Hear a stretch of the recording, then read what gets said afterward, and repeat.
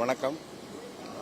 இப்போ தான் மாண்புமிகு தமிழக முதல்வர் அவர்களை ஒரு மரியாதை நிமித்தமாக சந்தித்து வாழ்த்து தெரிவித்தோம். நானும் என் மகனும் ரொம்ப என்னோட நட்புணர்வோடு தான் என்கிட்ட பேசினார். ஒரு முதலமைச்சர் அப்படின்ற ஒரு பந்தா துளி கூட அவர்கிட்ட இல்லை.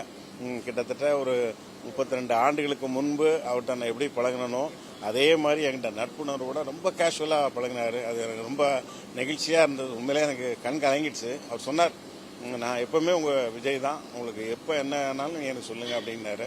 நான் எனக்காக தனிப்பட்ட முறையில் எந்த கோரிக்கையுமே இது வரைக்கும் யார்ட்டையும் எந்த முதல்வர்த்தையும் நான் கேட்டதில்லை.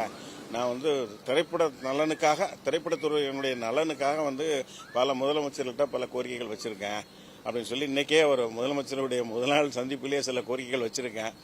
குறிப்பாக அந்த பெப்சி தொழிலாளர்களுக்காக முன்னாள் முதல்வர் திரு கலைஞர் அவர்களால் கிட்டத்தட்ட பையனூர் இடத்துல 105 ஏக்கருக்கு மேலே இடம் கொடுத்துருக்காங்க. அது வீடு கட்ட முடியாமல் தொழிலாளர்களுக்கு அந்த பண வசதி இல்லை. அது முடிந்தால் அரசாங்கமே முன்னெடுத்து அவர்களுக்கு இலவசமாக வீடு கட்டி கொடுக்கணும் அப்படின்ற ஒரு கோரிக்கை வச்சுருக்கேன். அப்புறம் நான் இயக்குனர் அப்படின்றதுனால இயக்குனர் சங்கத்தினுடைய கிட்டத்தட்ட 2500 உதவி இயக்குநர்கள் இன்னைக்கு ரொம்ப சிரமத்தில் இருக்காங்க. அவங்க வாழ்வாதாரத்தை மேம்படுத்துறதுக்கும் அவங்களுக்கு ஒரு 50 ஏக்கர் இடம் அவங்களுக்குன்னு தனியாக எங்கேயாவது திருவள்ளூர் பக்கத்துலேயோ இல்லை செங்கல்பட்டு பக்கத்துலேயோ எங்கேயாவது ஒதுக்கி அவங்களுக்குன்னு கொடுக்கணும் அப்படின்னு சொல்லி அப்படி ஒரு கோரிக்கை வச்சுருக்கேன் நான். அப்புறம் சின்ன படங்களுக்கு மல்டிப்ளெக்ஸ் முதற்கொண்டு எல்லாத்துலேயுமே அவங்களுக்கு ஸ்க்ரீன் கரெக்டாக கொடுக்கணும் அப்படின்ற ஒரு கோரிக்கைகளையும் நான் வச்சுருக்கேன். இந்த மாதிரி நிறைய கோரிக்கைகள் வச்சுருக்கேன். உடனே அவர் கூப்பிட்டு அவருடைய பிஏவான ஜெகதீஷ் அவர்களை கூப்பிட்டு, இப்போ ஜெகதீஷ் சார் சொன்ன கோரிக்கைகள் எல்லாமே நீ எழுதி வாங்கிக்கோ, நம்ம என்னெல்லாம் செயல்படுத்த முடியுமோ அதெல்லாம் கண்டிப்பாக பண்ணி கொடுப்போம் அப்படின்னு சொன்னார். ரொம்ப பெருமையாகவும் மகிழ்ச்சியாகவும் இருக்குது. நிச்சயமாக சின்ன படங்களுக்கு ஒரு விடிவு காலம் ஆரம்பிச்சிருக்குன்னு நான் நம்புகிறேன். முதல்வர் அவர்களுக்கு மீண்டும் என்னுடைய நன்றி. அது இல்லாமல் என்னுடைய மகனை பார்த்தோன்னே அடையாளம் கண்டுபிடிச்சி ரொம்ப ஃப்ரெண்ட்லியாக பேசினார். என்னுடைய முதல் படம் ஹிட்லிஸ்ட்ன்ற ஒரு படத்துக்காக அவர்கிட்ட வாழ்த்து வாங்கிறதுக்காக கோட் படப்பிடிப்புக்கு இவனை கூட்டு போயிருந்தேன்.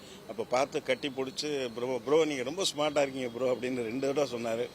ரொம்ப ஹாப்பியாகி அவர் கூட இருக்கிற ஃபோட்டோ மட்டும்தான் என் வீட்டில் ஹாலில் இருக்குது. நான் முன்னாள் முதலமைச்சர் எல்லாருக்கூடையுமே நான் சந்திச்சிருக்கேன், ஃபோட்டோ எடுத்திருக்கேன். என்னுடைய ஆஃபீஸ் ரூமில் இருக்கேன். என்னுடைய வீட்டு ஹாலில் இவனும் விஜய் சாரும் இருக்கிற அந்த ஃபோட்டோ தான் இருக்குது. ரொம்ப சந்தோஷமான தருணம். முதல்வர் திரைத்துறைக்கு நிறைய நல்லது செய்யணும் அப்படின்னு. டாக்டர் ஸ்ரீவர்மா ஆயுள் தரும் ஆயுர்வேதா அறுவை சிகிச்சை இல்லா குணம் ஆயுள் கால நிவாரணம். Branch express courier private limited domestic international cargo உங்கள் இல்லம் தேடி கொரியர் புக்கிங் டெலிவரி செய்து தரப்படும். என்றும் உங்களுடன் மை இந்தியா. முக்கிய செய்திகளை உடனுக்குடன் தெரிந்து கொள்ள சப்ஸ்கிரைப் பண்ணுங்க, பெல் பட்டனை பிரஸ் பண்ணுங்க. என்றும் உங்களுடன் மை இந்தியா.